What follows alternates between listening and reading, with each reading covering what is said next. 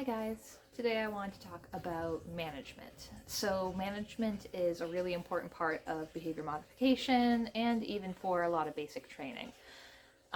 Management means controlling our dogs and the environments to kind of get the results that we're looking for. So a lot of the basic management things that I recommend for people include leashes.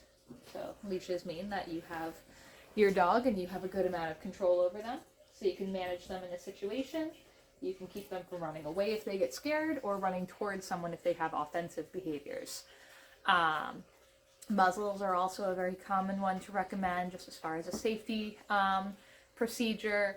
Baby gates are common, playpens. You can even use crates as a management tool. So these are all physical tools that we're using to help control our dog and to get the responses that we're looking for. So let's say your dog gets over aroused around cats or some other animal in the house. You can use the leash as part of your tools to help control the dog. Now, management is not training in and of itself, but you can use it to help facilitate behavior change and make it safe for everyone and to help to implement behavior change. So obviously, while we're working on your dog not chasing the cat, we want to make sure that they are not actually practicing chasing the cat. We do a lot of management when we are bringing new animals into our house. We do a lot of fostering. So we use a lot of baby gates. So we can have, here's a quick sample setup. So Bear's behind a baby gate. If we're bringing in a new animal, we'll actually use 2 layers of protection. So I would have a baby gate, and then I would actually have another layer set up behind that so my animals can't go nose to nose. Because we get a lot of dogs who are reactive, and sometimes if there's just one barrier, they can fight through that barrier. Another thing outside of physical tools is also managing your environment.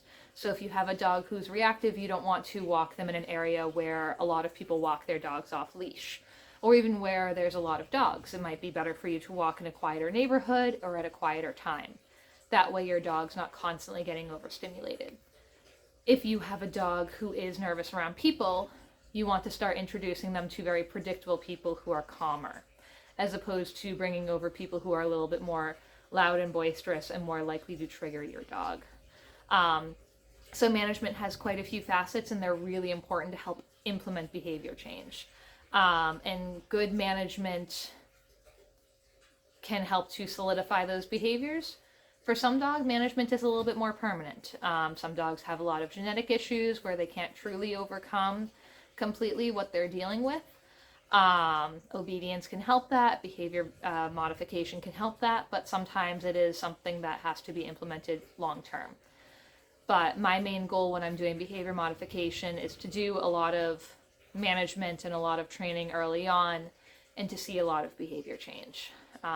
Again, that doesn't happen with every dog, but management is definitely a big part of that. And if you can't adhere to the management, it actually makes the behavior modification take much, much longer, because then your dog is getting stressed out and being put in situations that they shouldn't a lot more frequently. So that sets them back more often. So not a super exciting topic, but a very, very important one if we are looking to actively work with your dogs and make things better for them.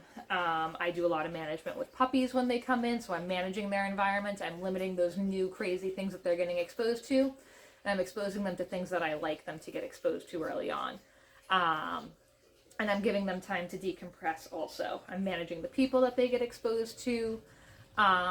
Management also works for obedience, so we're not necessarily asking our dogs to stay in the middle of a busy field when we first start teaching them. We are managing the environment. We're starting off inside the house where it's nice and quiet, nothing too distracting.